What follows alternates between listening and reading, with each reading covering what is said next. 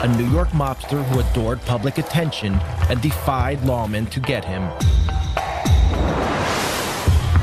Toto Riina was a peasant from rural Sicily, a boss who operated in the shadows. In the late 80s and early 90s, it required two very different approaches to bring them to justice.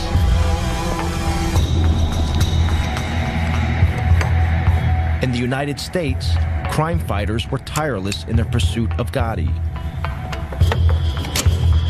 If you'll disregard my phone calls, I'll blow you and the house up. In Sicily, it would take a revolution by the people of Palermo to put Riina behind bars.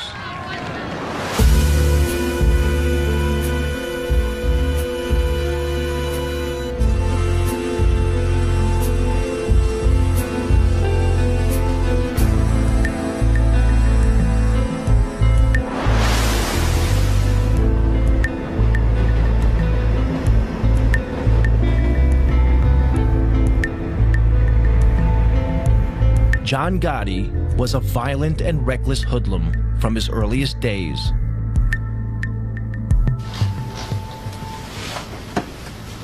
Henry Hill, a young gangster, was drinking in a bar when he first came across the teenage Gotti. All of a sudden, John comes in, that does it. Work anyway, goes over to the card table and starts whacking the guy with a bat or a pipe or something. Just beating this guy to hit to death. He almost killed the guy. And he might have killed the guy, I don't know. The guy might have died, they might have thrown him in the trunk that night, I don't know. Gotti had broken an unwritten rule of the mob. Violence should only be used when there are no witnesses. He walks over, apologizes to me. Comes blood all over the place. That was the first time I had ever seen him. He had a long black, top coat, leather top coat, I mean, he just looked like part of a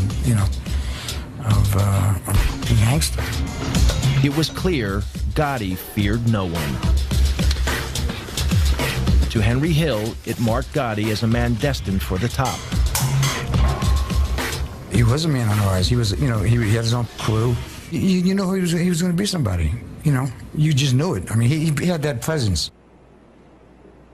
But one man stood in the way of Gotti's rise, Paul Castellano. He was the head of the Gambino crime family, the most powerful of all the mafia families in the U.S. Castellano was an old-style hood, a mafioso who disguised his crimes behind a veneer of respectability. Paul wore two hats. He could mingle with lawyers, real estate, businessmen and developers, doctors, talk their language. Then he wore his Gambino family hat, and he could sit there and discuss why this guy's got to get killed and say, okay, he's got to go. Gotti would have to eliminate Castellano to become boss. But Gotti was not the only one who wanted him out of the way. In 1983, President Ronald Reagan declared war on organized crime. The target was the mafia's ruling body known as the Commission. On it sat Paul Castellano. Under America's tough anti-mafia RICO legislation, crime fighters could prosecute Castellano and the other bosses for running a criminal enterprise, if they could prove the Commission was meeting. The Commission was so secret, the only proof the FBI had was from 1957, when police raided an infamous mob gathering. Then, one morning in 1984, FBI agent Joe O'Brien received a call from a mole inside the mafia.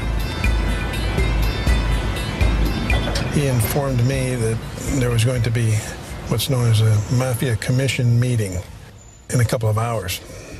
I didn't believe him, to be honest with you, because this was pretty much unheard of. These guys cannot afford to meet. It can be very incriminating to them. If the FBI could get a photograph of this meeting, it would help destroy the Commission.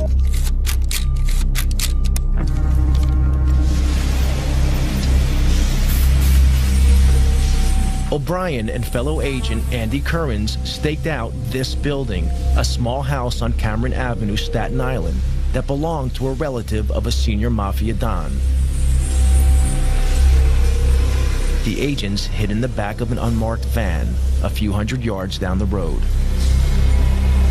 Van was right back here, right about where the white car is, right in front of the 54 there. That's about where we were parked. And we had a nice straight shot. There were no cars at that time. We had a straight shot down the street to 34 Cameron. So we sat there for 3 hours, till about 4:30. And then they started coming out crime family by crime family.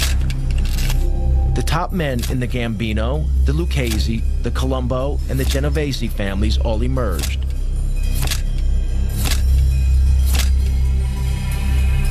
Then finally our long-awaited guest of honor, if you will, Paul Castellano, came out. Castellano was the boss of bosses. It was like the king strutting out. You could almost envision a carpeted area. It was a real show of how the mob operates and mob protocol. It was very exciting. I don't know how Andy managed to keep the camera as still as he did. He used this shoulder right here as a tripod, and I just didn't breathe for the longest period of time. Castellano wasn't in any big rush. Took a couple of puffs in the cigar and got in the car and drove off. The photographs were dynamite. The FBI knew that such striking visual evidence was just the thing to put in front of a jury. In February 1985, the FBI seized all 5 members of the commission. Agents O'Brien and Currens arrested Castellano and drove him to FBI headquarters in Manhattan. Federal authorities and New York City and state law enforcement officials today announced one of the most important indictments of mafia bosses in this nation's history. In the car on the way to FBI headquarters, Castellano heard a radio news bulletin about the arrests. Charges of racketeering and extortion. The charges carry prison sentences of up to 20 years. From New York, NPR's Mike Schuster. It was the beginning of the end of Castellano's reign. Made their move late last night. Among those now facing federal racketeering and extortion charges are Paul Castellano, head of the Gambino family. The key to the investigation was an electronic bug. He turned to Joe, I remember, and he said, "Is that true? Is that true? You listened to my private conversations." Prosecutors say the recordings are of superb quality. You could almost hear him like groan. The agents thought Castellano was squirming because they had taped his criminal conversations. But Castellano realized they had also learned about his secret affair with his young Colombian maid. This was very embarrassing to him. It's a little embarrassing to us, too, for that matter. He's almost like a little boy now, confessing this, something that he did was bad. He's not talking about it was bad that I murdered people or had, on my authority, people were murdered. I'm embarrassed because I had this relationship with this young woman who was my maid, you know, right under my wife's nose.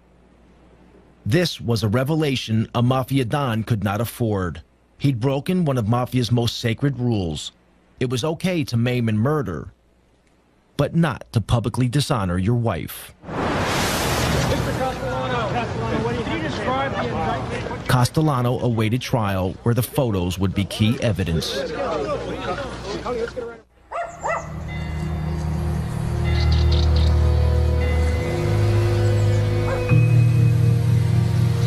If the New York mob wanted to know what a mafia war was like, they needed look no further than Sicily.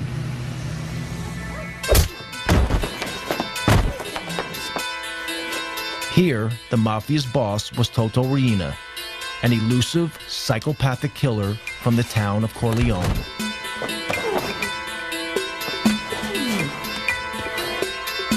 Corleone was a mafia stronghold set high in the mountains of central Sicily. It was the place that gave its name to Marlon Brando's character in the film The Godfather. Riina's cruelty earned him the name The Beast. Corleone had an unenviable reputation as a place where only the toughest mafiosi were born and bred, as one local anti-mafia fighter remembers. I once met a Corleone mafia person, and he looked me straight in the eye and said, "Listen, to be a real man, you need to have spent a few years in jail." This is the philosophy of the Corleone mafia. For them, going to jail is like a baptism. A mafia member who hasn't been to jail isn't a real mafioso.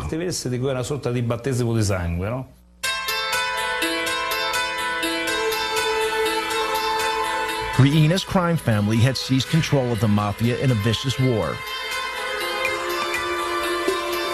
In Palermo, in the early 80s, the streets were soaked with the blood of Riina's victims. During one 6-month period, a body was found in the city every 3 days.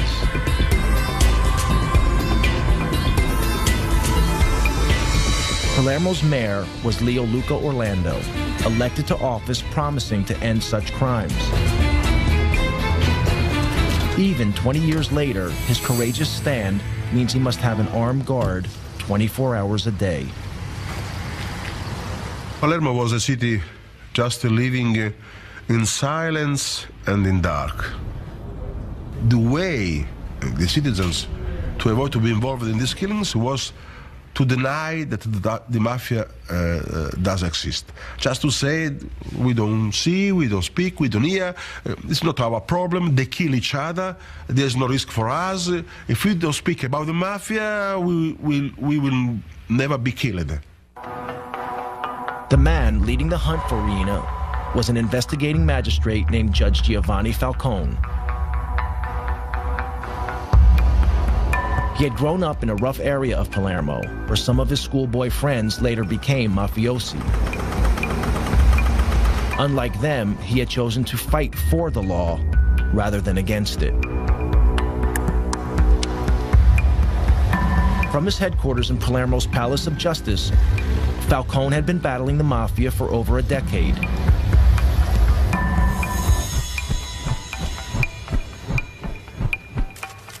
In 1987, he enjoyed his greatest victory.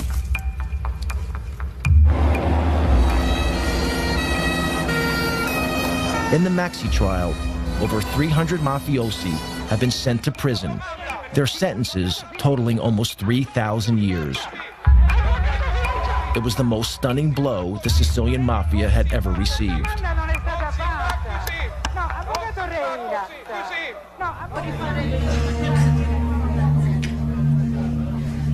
But mafia boss Toto Riina had escaped the roundup. He remained free, running his criminal empire from an unknown hiding place.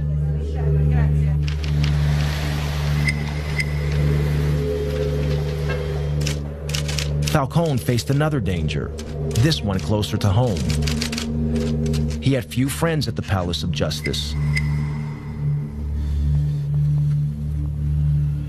The people of Palermo stood on the sidelines, waiting to see who would come out on top, Falcone or the Mafia.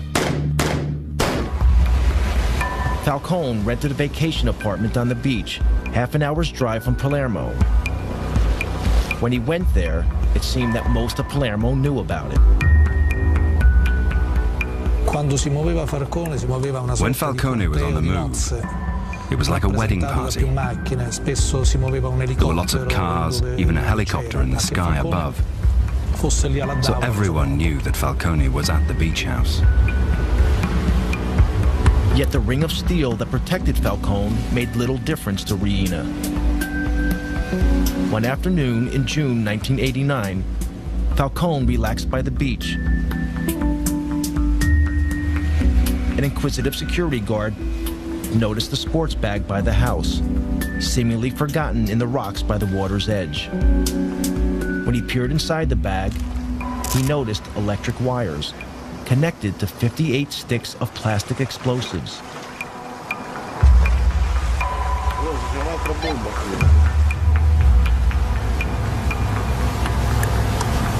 The bag was wired to explode if it was picked up.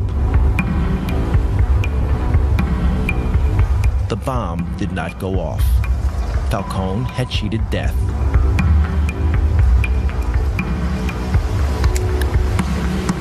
Soon after the assassination attempt, Falcone spoke to one of his closest friends in the fight against the mafia.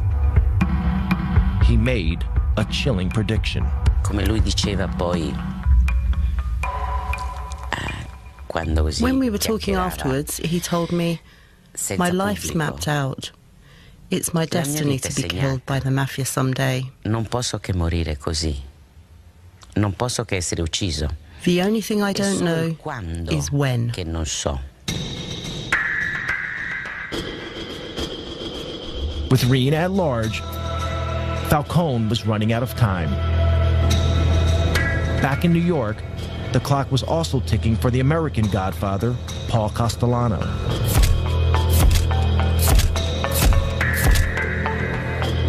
Castellano waited for his trial on racketeering charges. He rarely ventured from his home, this luxurious mansion in the most exclusive area of Staten Island. Enemies and friends alike called it the White House, and Castellano lived like a president. That meant he lost touch with feelings on the street, discontent that would be exploited by his rival, John Gotti. There's a lot of discontent with Castellano where they thought he was too involved in his legal trials. He wasn't running the family. It had become a family of the haves and have-nots. Castellano was making all the money. Guys like Gotti were out there starving. So there was a lot of dissension in the family. We knew there was meetings going on and there was a lot of discontent. In fact, Gotti posed as a have-not to win support for his bid to become boss. In reality, Gotti was making a fortune dealing heroin, making him a hero to his supporters.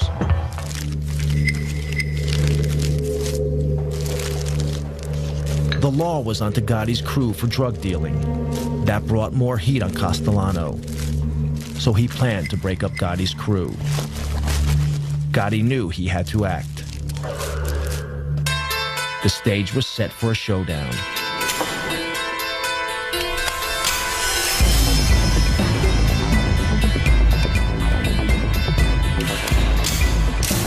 On December 16, 1985, Castellano headed into Manhattan for a meeting with Gotti. They were to meet here at Castellano's favorite steakhouse, Sparks, in Midtown Manhattan.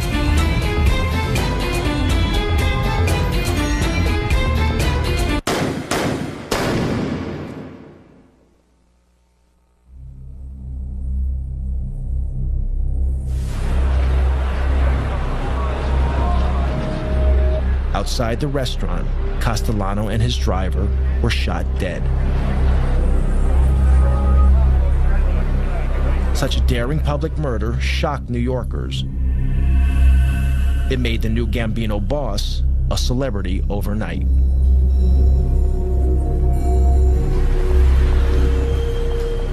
At the time, Gotti was facing a trial on a charge of racketeering. Until the murder, few outside the world of law enforcement had even heard of Gotti. We went from having what was really kind of a, not sleepy, but routine organized crime case to the case of the decade. We had huge throngs of reporters outside the courthouse, in the courtroom. We had a big fish on the line. At his trial, Gotti was defended by flamboyant mob lawyer Bruce Cutler.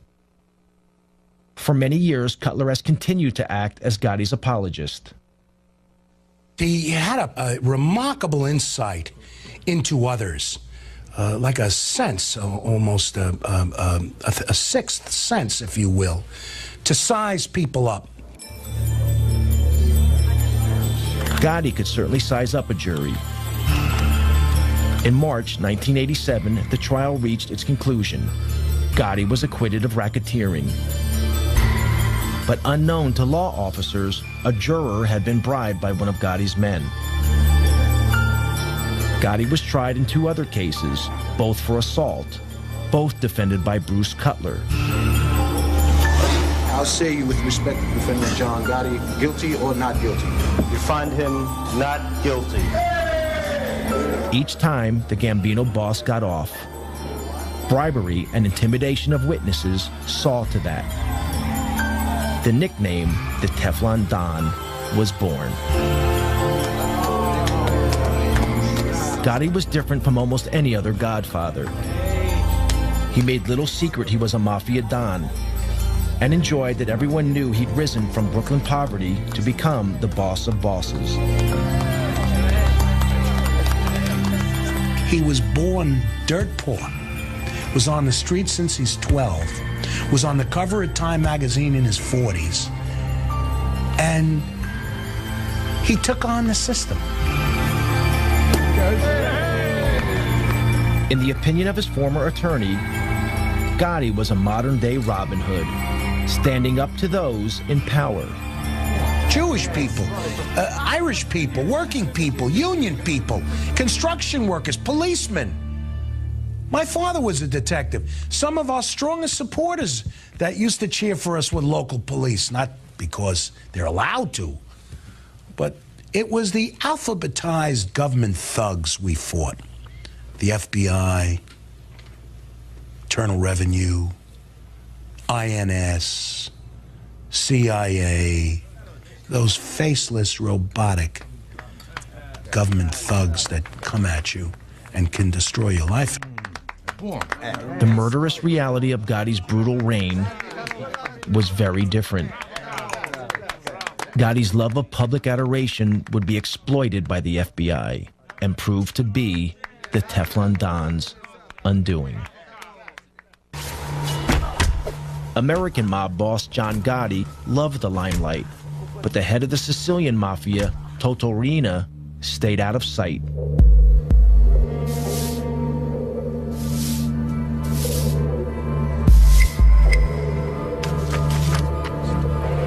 Prosecutor Giovanni Falcone was determined to hunt him down. Falcone needed a way of connecting mafia boss Riina to the crimes carried out in his name by his army of killers.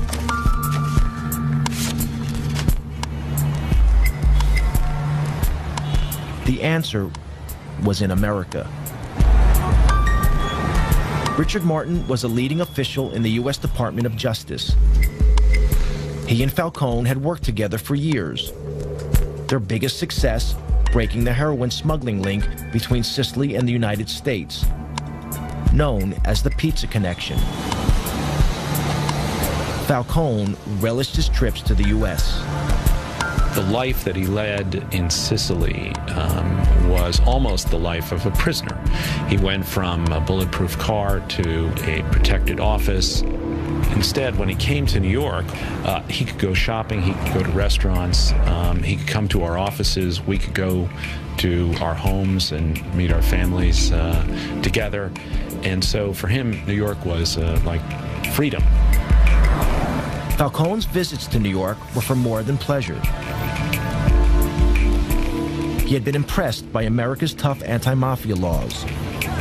Laws that allowed the U.S. government to target mafia boss Paul Castellano and to bust the commission. I think it also liberated his thinking and allowed him to sort of see beyond his own sort of realm coming here. So I think he not only enjoyed it, but I think it was very good for his vision of the way that he was going to attack the mafia and the way in which he would work with Italian law enforcement. In 1991, a new justice minister took office in Rome, determined to finally crush the mafia. He offered Falcone a job at the ministry as overlord of the anti-mafia campaign throughout Italy.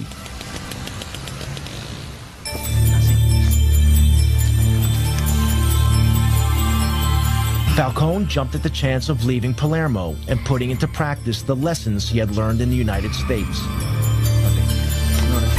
His ideas were revolutionary. An Italian equivalent of the FBI was to be formed. Across Italy, the fight against organized crime would be centralized under Falcone's control.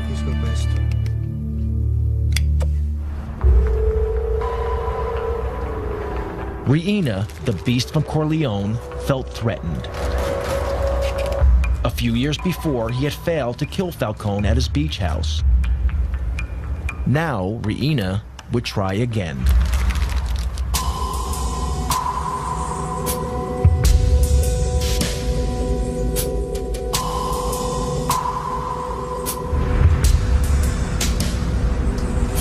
On May 23, 1992, Falcone and his wife Francesca returned to Palermo for the weekend.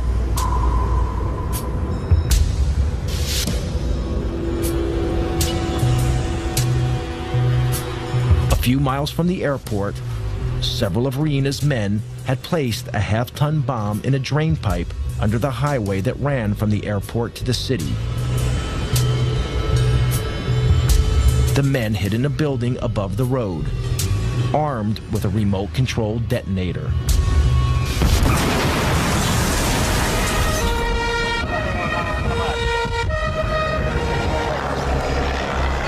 A massive explosion ripped open the highway.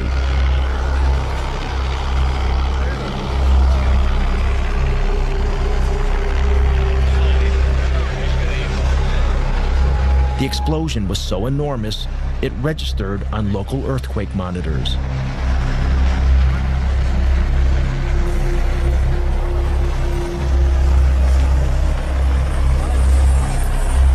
Giovanni's sister, Maria Falcone, was at home when she heard the news of the explosion.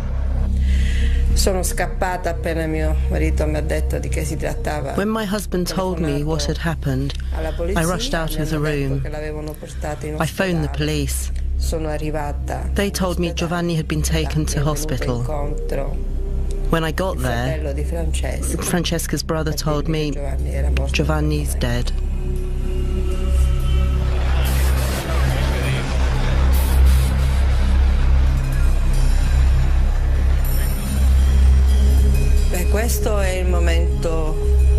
This was the saddest moment ever.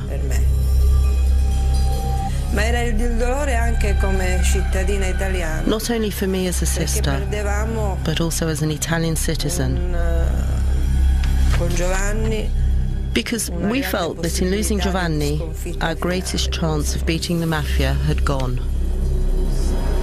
Falcone was not only a colleague, I was proud to think of him as a colleague, but a friend.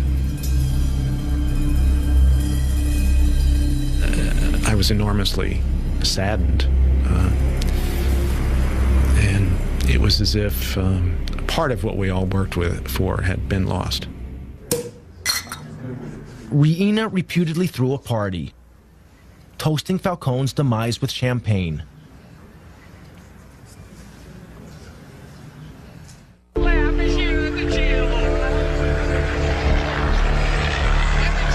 Along with Falcone, his wife Francesca and 3 bodyguards were also killed.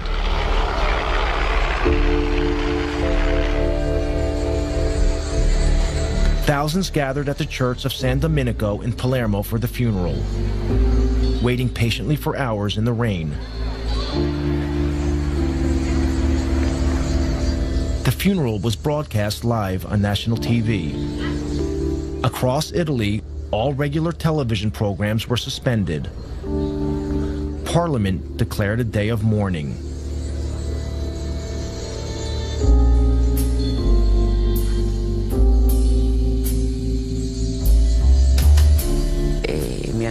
When they asked me what I did when I heard the news, I said I cried. Someone said, "You're Judge Ferraro. What do you mean you cried?" I replied, "Yes, I cried, and I'm not in the slightest bit ashamed of it." Italy was shocked and angered. It didn't deter Toto Riina. Anyone who stood in his way would meet a similar fate.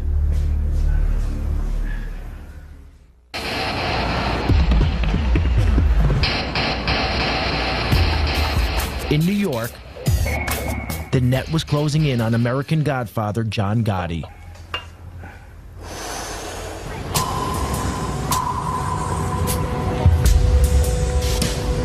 This clothing store in Manhattan's Little Italy was once the Ravenite Social Club, the nerve center of the Gambino crime family operation.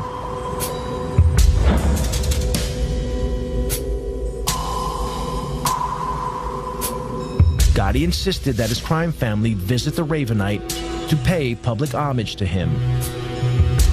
The FBI had placed a surveillance team on a block near the Ravenite.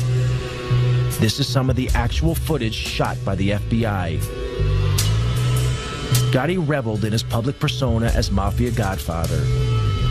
He made no attempt to hide the fact that he was meeting with his criminal gang.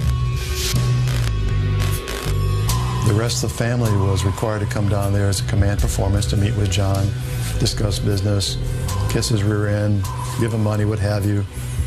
So during the course of the week, you might have all 20 caps in the family down there on different nights, plus 80 to 90 to 100 soldiers. All standing out there in broad daylight. And for us, it was a gold mine, just seeing, identifying the entire Gambino family during the course of the week, all in one place. Pictures, though, were not enough. To get a conviction, the FBI also needed to hear Gotti talking about his crimes. They had bugged the Ravenite, but the mics had so far failed to pick up much. Then they had a break. An informant told them Gotti always held his most important meetings in an apartment upstairs, owned by the elderly widow of a Gambino member.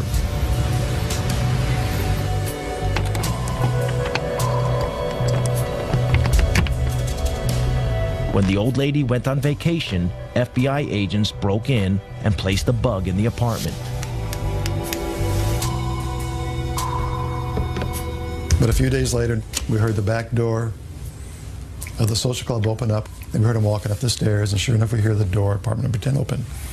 And they all sit down, and they start talking.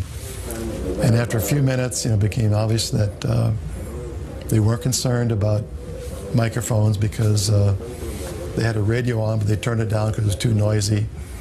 They all talked loud because we found out later John Gotti's deaf in one ear. So the tapes are all loud and clear and tremendous quality. You tell this punk, I meet John Gotti tonight to sever your mother head off, you sucker. The secret recordings revealed the true face of a Mafia Godfather, very different from the one Gotti showed his adoring public.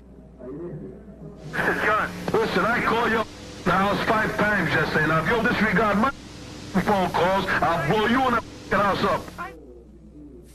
When John's upset, he starts talking loud and clear, and he forgets about things he should not talk about, like past murders. Gotti was arrested. In January 1992, he was sent to trial, facing charges of multiple murder and racketeering. It would be his 4th trial in 6 years. Yet again, New York was riveted by John Gotti. Celebrities flocked to the trial.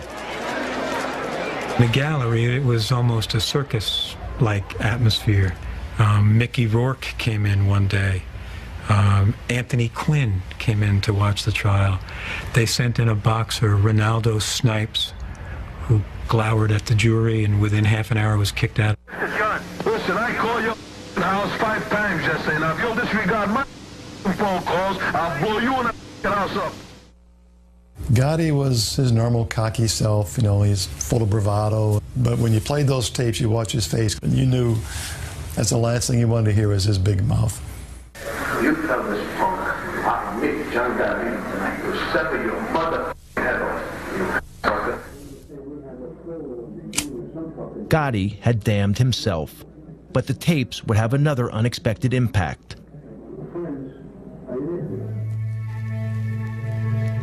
Also arrested with Gotti was his loyal right-hand man, Sammy the Bull Gravano. Dominic Montiglio went to school with Gravano. Later, both men would become mobsters with the Gambino crime family. Sammy was always a tough kid. He and I went to school together from when we were like in kindergarten. I mean, he killed his brother-in-law, you know, Louis, which was like his childhood friend. I mean, you know, Louis Melito. They grew up together and hung out together. They stole together. They did all of that. He killed Louis. You couldn't trust Sammy. Gravano had become disillusioned with Gotti. To Gravano, a real godfather shouldn't be courting publicity. He should be operating in the shadows, like Paul Castellano had done. But Gotti had no respect for anyone, including his underboss, something that the FBI exploited. At a pretrial hearing, Agent Bruce Mao played Gotti and Gravano a tape. On it, Gotti was extremely critical of his underboss. I met you, and you too. So finally, and said, he made my brother people involved that. So when we was looking at the time, he was going to jail. And so you got Gravano and Gotti sitting side by side at the defense table, and we start playing that tape. And Sammy turns red. He's starting to explode. He's just ready to burst. John Gotti, for the first time, is embarrassed. He's turning white. He just wants to duck under the table. He's so embarrassed because he knows he got caught bad mouthing his consigliere, his underboss, his right-hand man. Gravano would be the final nail in Gotti's coffin. Bruce calls me one day at my desk. He says to me, "You sitting down?" I said, "Yes, I'm sitting down." He said, "Sammy wants to cooperate."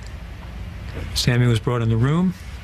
He walked over, shook my hand, and said, "I want to go from our government to your government." Never before had so senior a figure betrayed the American mob. Gravano's testimony landed the killer blow in court. He revealed how he and Gotti had planned the murder of their one-time boss, Paul Castellano, then watched from a car as Castellano was gunned down.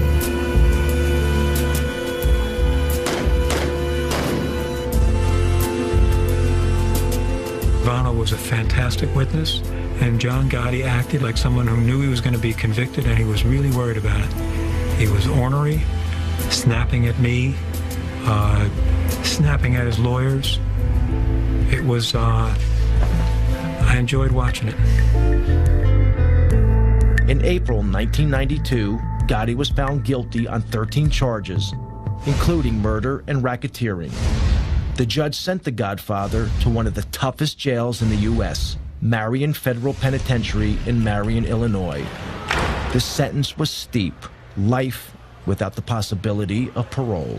Despite the evidence of the tapes and Gravano's testimony, Gotti's attorney in his first 3 trials still protest Gotti's innocence. If you're asking me, do I agree with the label that he was boss of some Gambino group, I say no. To you, I've said no all my life. He said no. I don't say he was an altar boy or a saint. He was one tough cookie. But he said he was not part of any mob.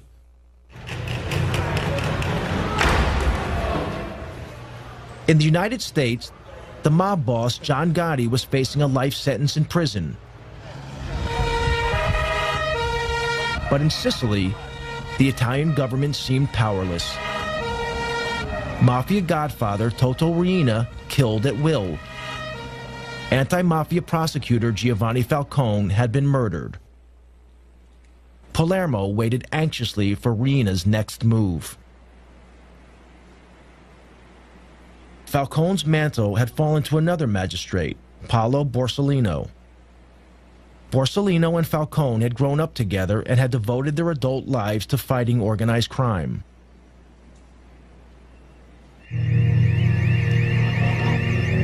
On Sunday afternoon, July 19, 1992, 2 months after the murder of Falcone, Borsellino visited his elderly mother in this apartment block, as he did every weekend.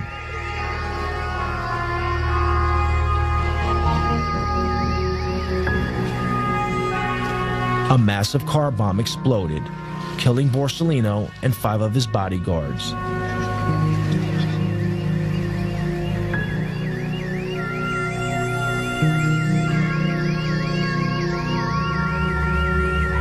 This outrage was the final straw. It caused a revolution against the mafia, led by the people of Palermo. After the killing of Paolo Borsellino, the reaction of people, of population in Palermo was enormous. The women, the children, the people reacted just crying, basta, no more, enough is enough. Enough was enough. Thousands poured onto the streets of Palermo in a wave of anger unprecedented in Sicilian history. Everyone sensed the mafia's next target was Mayor Leoluco Orlando, elected to office pledging to rid Palermo of the mafia. When he appeared in public, women and children threw a protective cordon around him, daring the mafia to kill them to get to the mayor. They sent a clear message. The message was that I was not alone. The message was that the mafia can kill a man. The mafia can kill 10 men, but the mafia cannot kill thousands and thousands of women and children. It was the beginning of the end. People power had beaten down the mafia. The government flooded Sicily with thousands of troops, determined to crack down hard on the mafia.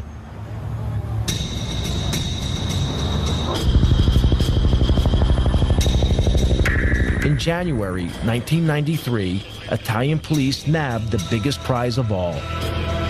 Following a tip-off, Toto Riina was finally arrested.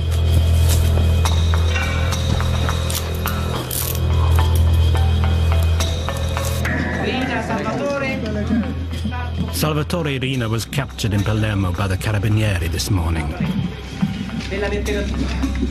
Toto Riina is ours. Astonishingly, Riina had been living in the middle of Palermo, undetected by the police for over 20 years.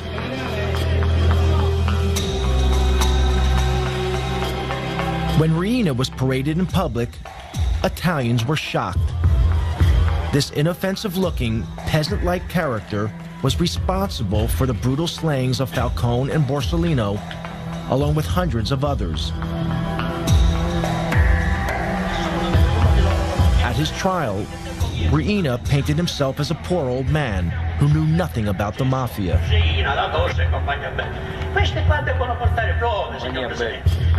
This flimsy defense was rejected.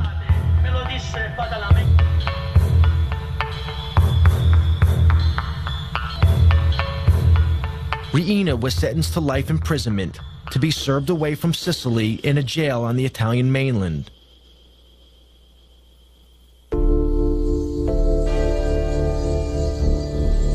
On both sides of the Atlantic, the day of the Godfather seemed over. John Gotti died of cancer in prison in 2002, 10 years into his life sentence. With Gotti's death, an era ended. By publicly flaunting the fact that he was boss of bosses, he ensured that law enforcement agencies would leave no stone unturned to finally smash the mob. The future is pretty grim for the mob if the FBI and other federal agencies keeps the pressure on to go after these guys. The biggest mistake we can make is declare that the war and the mob is over with, we've won, and go off to do other things. These people are very resilient. 5 years they could regroup, reorganize. They'll never be as effective as what they were 30 years ago, but they'll still be a viable criminal force. In the U.S., the mob is moving with the times. They're involved in internet fraud, sex phone lines, and stock exchange scams. But they are no longer the power they once were. And the FBI is determined to not let Russian, Chinese, or other immigrant criminals dominate their neighborhoods in the way Italian gangsters once controlled theirs.